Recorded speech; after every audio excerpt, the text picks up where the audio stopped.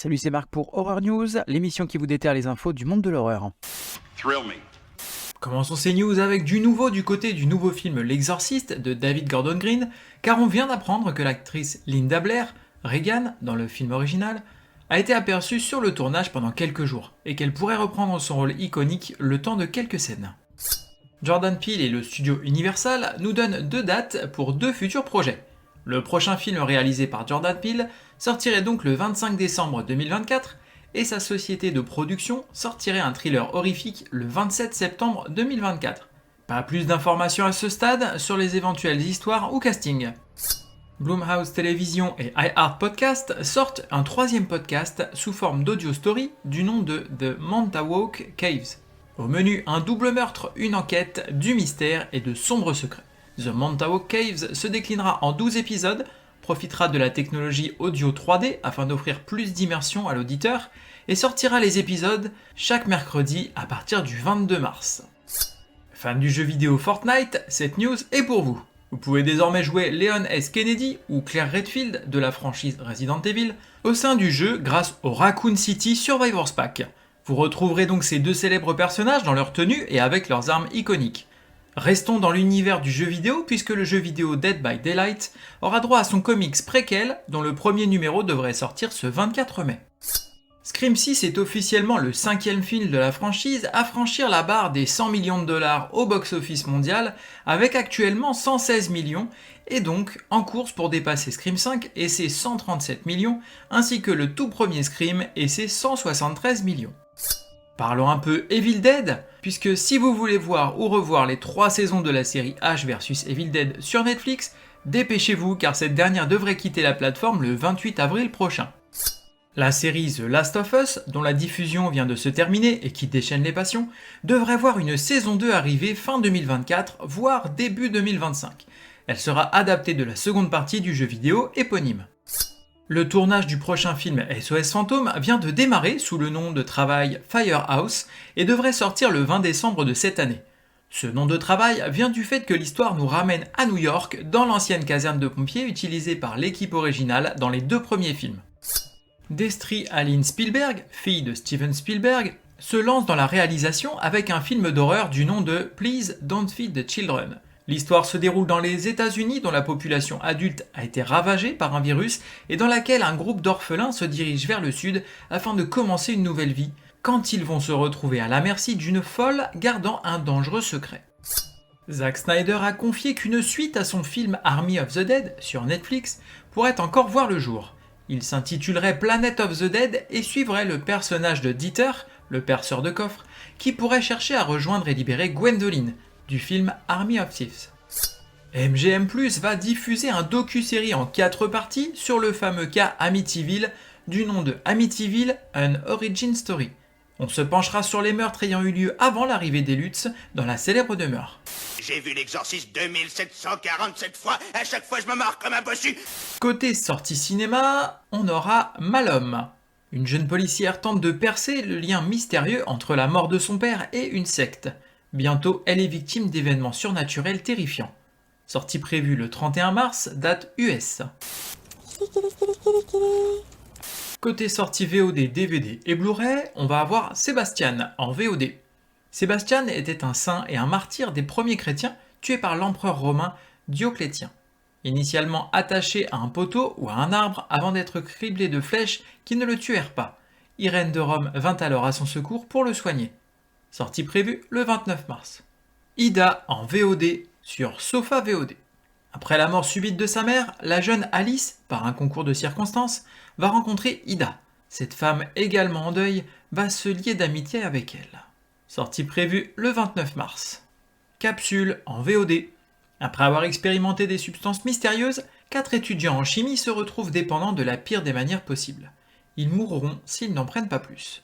Sortie prévue le 31 mars. Je suis Buffy, la tueuse de vampires, et vous ? Côté plateforme de streaming, on va avoir After Blue sur Shudder. Dans un futur lointain, sur une planète sauvage, une adolescente solitaire délivre une criminelle ensevelie sous les sables. À peine libérée, cette dernière sème la mort.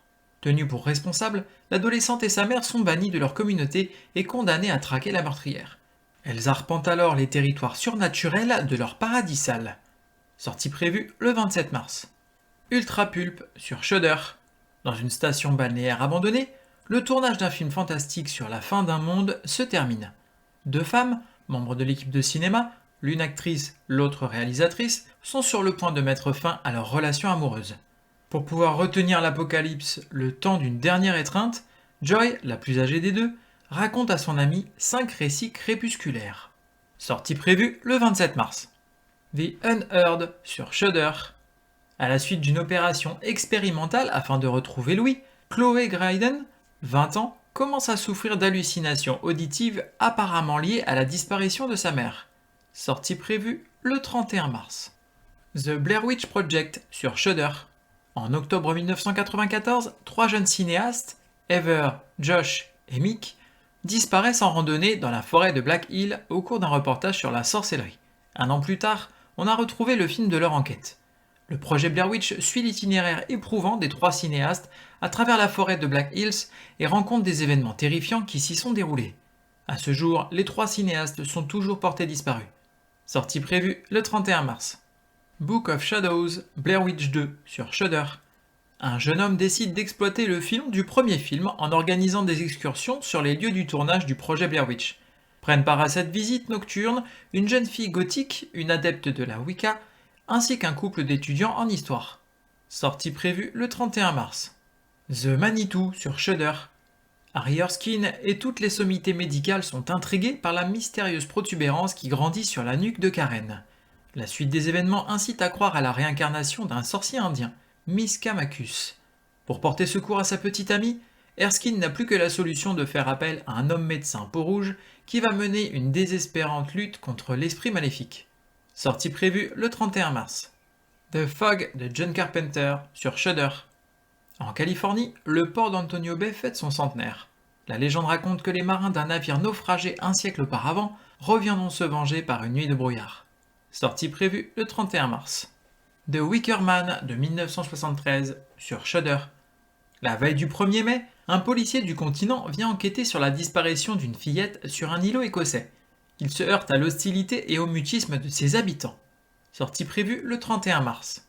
Moi, je m'appelle Ripso, le clown dansant. Côté série, on aura Bleach, saison 11 à 16 sur Disney+. Adolescent de 15 ans, Ichigo possède un don particulier, celui de voir les esprits. Un jour, il croise la route d'un être spirituel en train de pourchasser un esprit maléfique qui hante notre monde et n'arrive pas à trouver le repos.